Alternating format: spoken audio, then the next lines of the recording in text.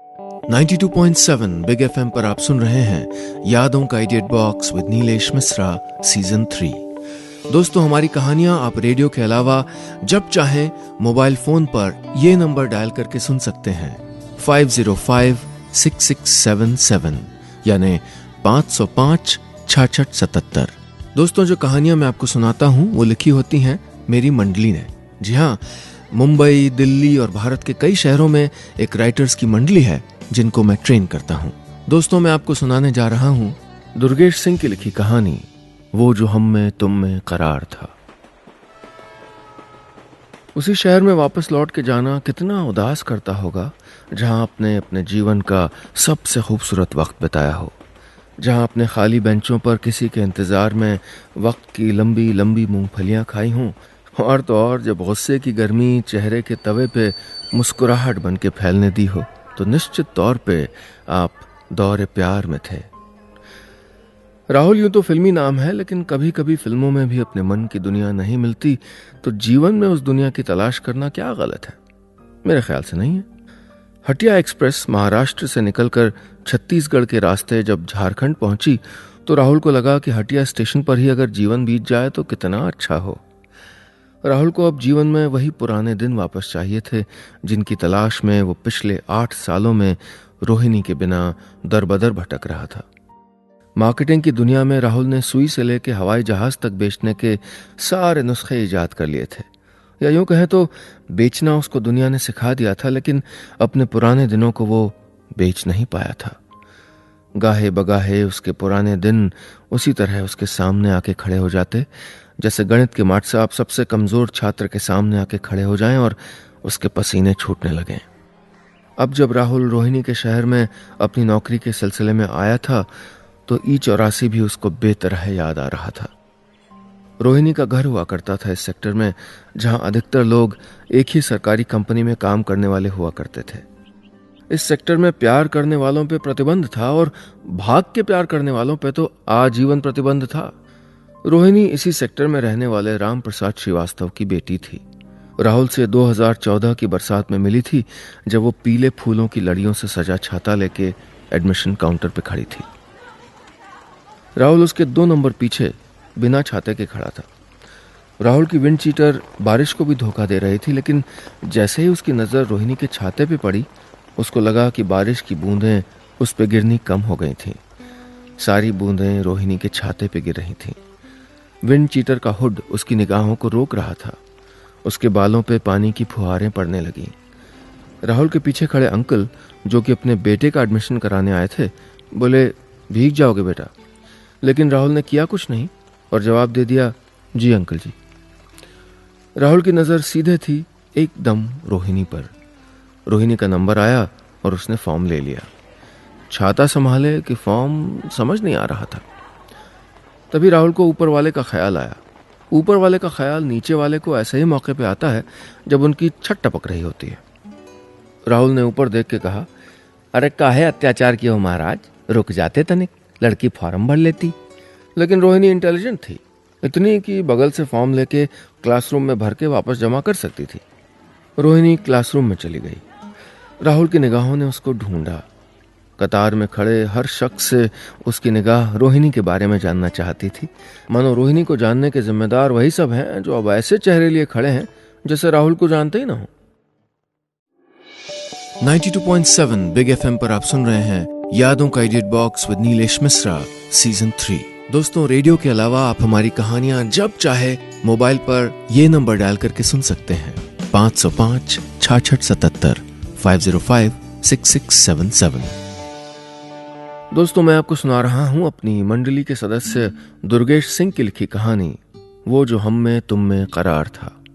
इस कहानी में अब तक आपने सुना पिछले कई सालों से संबंधों का बैगेज लिए राहुल फिर से रोहिणी के शहर लौट रहा था और उसको सारी बीती हुई बातें याद आ रही थीं। अब आगे। राहुल ने भी फॉर्म भरा और उसी कॉलेज में एडमिशन ले लिया। डिपार्टमेंट था आर्कियोलॉजिकल स्टडीज।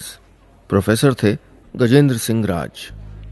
गजेंद्र सिंह के पूरे बाल पक गए थे, लेकिन दिल से एकदम जवान थे। हड़प्पा और मोहनजोदड़ो के बारे में पहली जानकारी राहुल और रोहिणी को उन्हीं से मिली थी। कॉलेज की पहली कक्षाएं अगस्त में लगनी शुरू हुई थीं। मॉनसून चरम पे था। रोहिणी का तो घर उसी शहर में था, लेकिन राहुल थोड़ी दूर से कॉलेज आता था। 10 बजे की कक्षा में देरी से न पहुंचने की वजह रोहिणी ही थी। राहुल कॉलेज गेट से लगे कैफेटेरिया में खड़ा उसका इंतजार करता रहता, मानो वो उसी के लिए आ रही हो और ये उसी के लिए खड़ा हो। प्रेम, वो भी एकदम ताज़ा प्रेम, आपके अंदर की बुराइयों को मार देता है। सब कुछ अच्छा और हल्का दिखाई देता है। ऊबड़ खाबड़ सड़क सपनों की सड़क लगती है, जिस पर चलने वाला हर आदमी आपका सगा दिखता है। राहुल ने रोहिणी का पीछा नहीं किया, बस देखता रहा। सीढ़ियों से कक्षा में जाते समय ऊपरी सीढ़ी से खड़े होके आर्थर मिलर की आर्म्स एंड द मैन पढ़ते हुए क्लास की सबसे कोने की बेंच पे बैठ के। राहुल पीछे के कोने की बेंच इस वजह से पसंद करता था क्योंकि रोहिणी का दुपट्टा जमीन पे लथराता हुआ वहां से साफ दिखता था। 45 मिनट की क्लास में जब प्रोफेसर जोसेफ जॉन की नज़र उस पर पड़ती तो पूछते कि हवा का रुख क्या है राहुल। सब अलर्ट हो जाते। रोहिणी भी तो दुपट्टा थोड़ा ऊपर करके अलर्ट हो जाती। ऐसे में क्लास में राहुल सिर्फ दुपट्टे से नजर मिला पाता, बाकी सब तो उसी को घूर रहे होते। वो कहते हैं ना कि समय कितना भी बर्फ क्यों न हो, संबंधों की गर्मी से नहीं बच पाता। रोहिणी को राहुल की नजर लगने लगी थी। वो वाली लगना नहीं जिससे आदमी बीमार शिमार हो जाता है, अच्छी वाली नजर जिसमें खुश रहने की वजहें खोजनी नहीं पड़ती। फिर क्या था, राहुल और रोहिणी के कॉलेज की पहली बारिश ने उनको करीब ला दिया था। इतना करीब जिसमें एक टिफिन के 2 हिस्से अलग हो जाएं। इतना करीब कि एक ही शिक्षक के बारे में 2 विरोधी विचारधाराएं गलबहियां करें। इतना करीब कि अग्रवाल के बासी पकौड़े की सोंध समय का एहसास कराए। ये पहली बारिश थी जो दोनों के जीवन में प्यार बन के बरसी थी। लेकिन इसके बाद आने वाली बारिशें आसान नहीं थीं। संबंधों की बारिशों में भी मौसम की तरह अगला पड़ाव सर्दियों का होता है।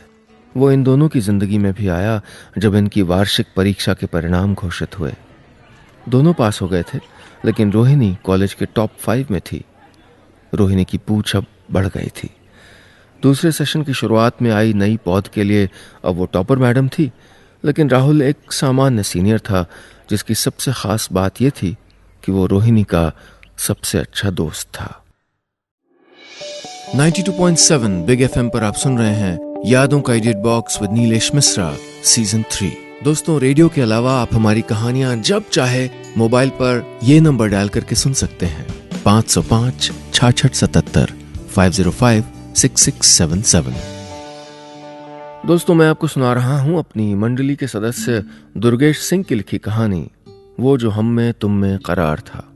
इस कहानी में अब तक आपने सुना, बीते दिनों को याद कर रहे राहुल को रोहिणी के साथ पहली मुलाकात वाला दिन याद आता है।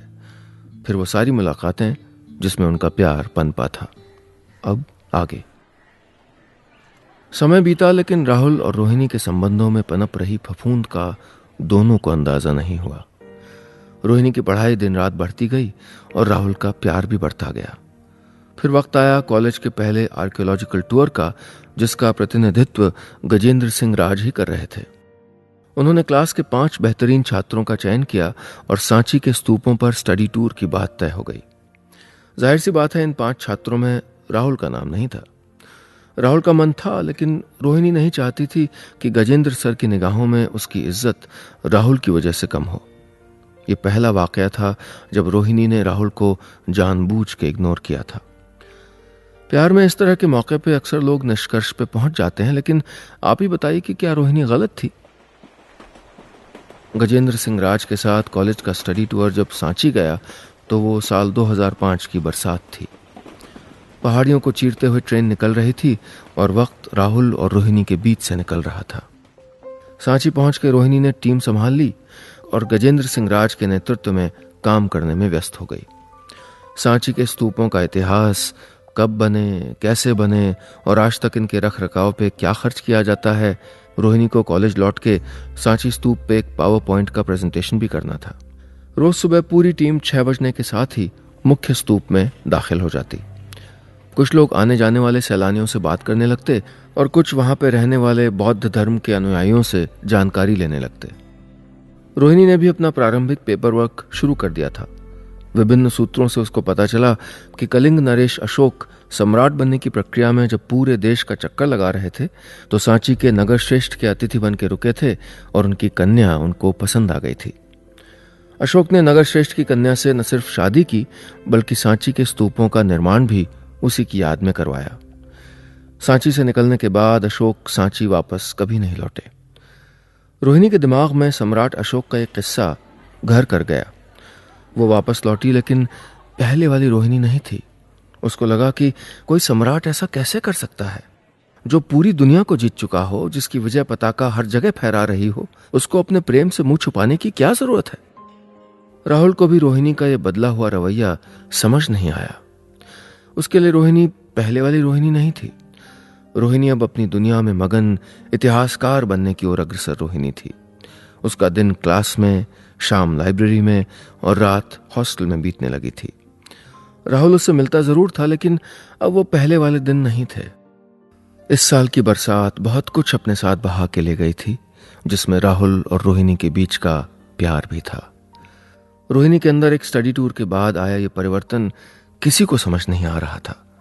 सम्राट अशोक को भी नहीं पता होगा कि अपनी पत्नी की याद में बनाए गए स्तूप को देख के किसी का प्रेम से मोहभंग कैसे हो सकता है।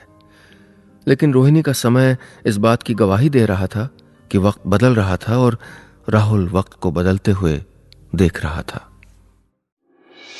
92.7 बिग एफएम पर आप सुन रहे हैं यादों का edit box with Nilesh Mishra season 3। दोस्तों, रेडियो के अलावा आप हमारी कहानियां जब चाहे मोबाइल पर ये नंबर डायल करके सुन सकते हैं 505 6677 505 6677।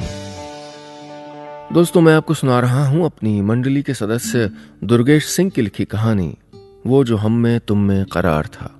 इस कहानी में अब तक आपने सुना स्टडी टूर पे गई रोहिणी का दिमाग अब पूरी तरह से बदल गया है। राहुल भी इस परिवर्तन को देख के हतप्रभ है। अब आगे। साल 2005 के बीतते बीतते राहुल और रोहिणी लगभग अलग हो गए थे।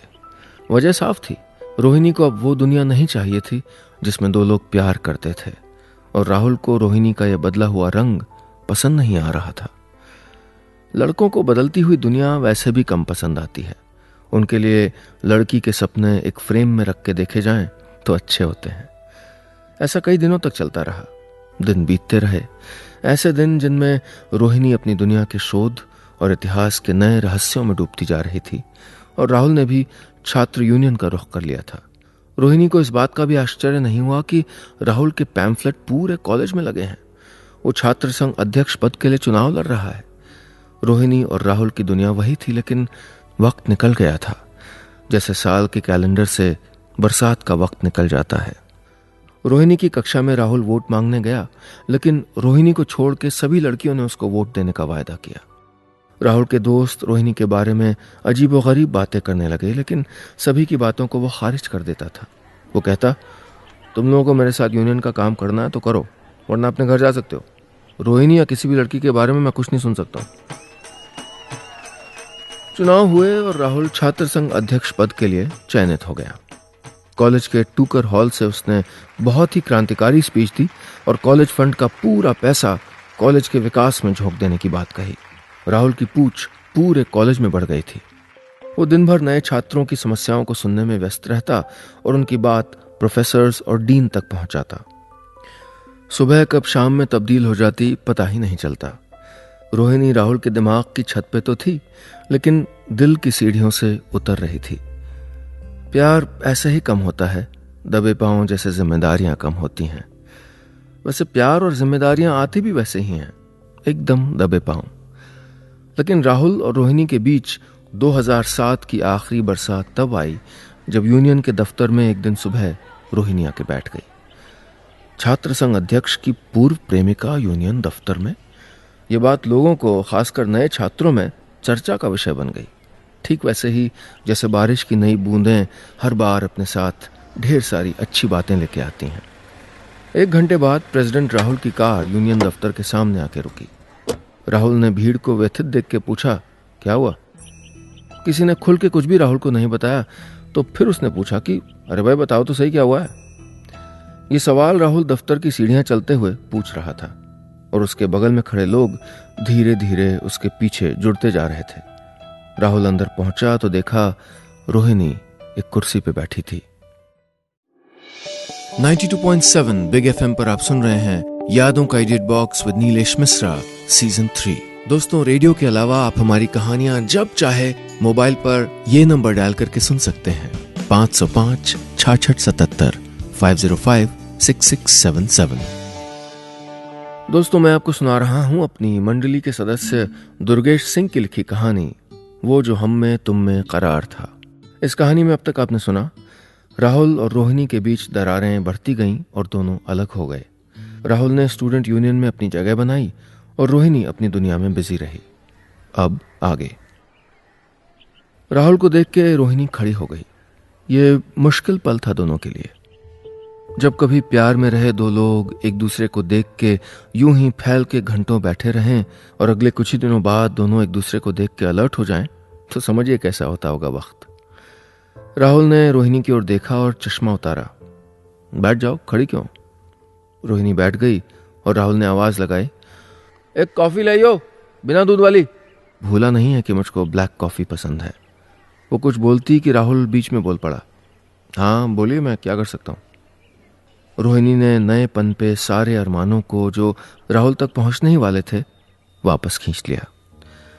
रोहिणी अब एकदम अलर्ट थी। उसने कहा, वो मुझे आपके लेटर हेड पे अस्पताल के नाम एक पत्र चाहिए। राहुल समझा नहीं, बोला, मैं समझा नहीं, कौन से अस्पताल के नाम, किसकी बीमारी के लिए?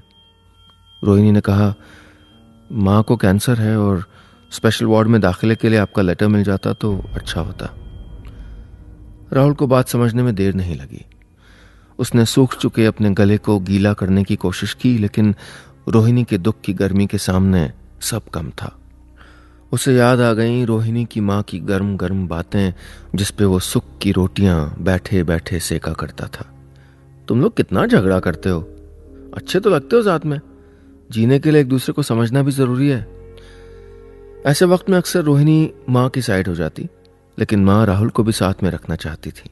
राहुल को लगता कि दुनिया ऐसी ही है, समय ऐसे ही बीत जाए तो कैसा होगा। लेकिन समय ऐसे ही कहाँ बीतता है। समय कब और कैसे बीतेगा ये अगर किसी को पता हो तो फिर परिवर्तन ही ना हो। इन तमाम उलझनों के बीच राहुल ने खुद को संभाला और पूछा, कब हुआ ये सब? आगे वो कहने वाला ही था कि तुमने मुझे बताया क्यों नहीं, लेकिन तब तक ब्लैक कॉफी आ गई और उसने खुद को संभाल लिया। राहुल ने कॉफी लाए लड़के को देख के कहा, कप के साथ प्लेट भी ले आते, तमीज नहीं है? कैंटीन का लाइसेंस कैंसिल करा दूंगा इस बार। आसपास खड़े लोग जो बाहर से दोनों की बातों को कम ज्यादा सुन रहे थे, वो समझे कि कोई खास आदमी राहुल के कैबिन में बैठा है। राहुल ने बिना कुछ देखे अपनी कलम और लेटर हेड उठाया और एक लेटर हेड पे अस्पताल का नाम लिख के माँ के नाम से पत्र लिख दिया और नीचे लिखा, राहुल परमार, अध्यक्ष, तिलकधारी सिंह महाविद्यालय। रोहिणी ने राहुल से लेटर हेड लिया और धन्यवाद बोल के चलती बनी। राहुल अपनी कुर्सी से उठा कि रोहिणी को दूर तक जाता देखता रहे, जैसा कि वो मोहब्बत वाले दिनों में किया करता था। लेकिन आसपास की भीड़ देख के उसको एहसास हुआ कि अब वो प्रेमी राहुल परमार नहीं है, बल्कि छात्र संघ अध्यक्ष राहुल परमार है। 92.7 बिग एफएम पर आप सुन रहे हैं यादों का edit box with Nilesh Mishra season 3। दोस्तों, रेडियो के अलावा आप हमारी कहानियां जब चाहे मोबाइल पर ये नंबर डायल करके सुन सकते हैं 505 6677 505 6677। दोस्तों, मैं आपको सुना रहा हूं अपनी मंडली के सदस्य दुर्गेश सिंह की लिखी कहानी वो जो हम में तुम में करार था। इस कहानी में अब तक आपने सुना रोहिणी को अपने दफ्तर में देख के राहुल चौंक जाता है। रोहिणी बताती है कि माँ को कैंसर है और छात्र संघ अध्यक्ष होने के नाते उसे उसकी मदद की दरकार है। अब आगे।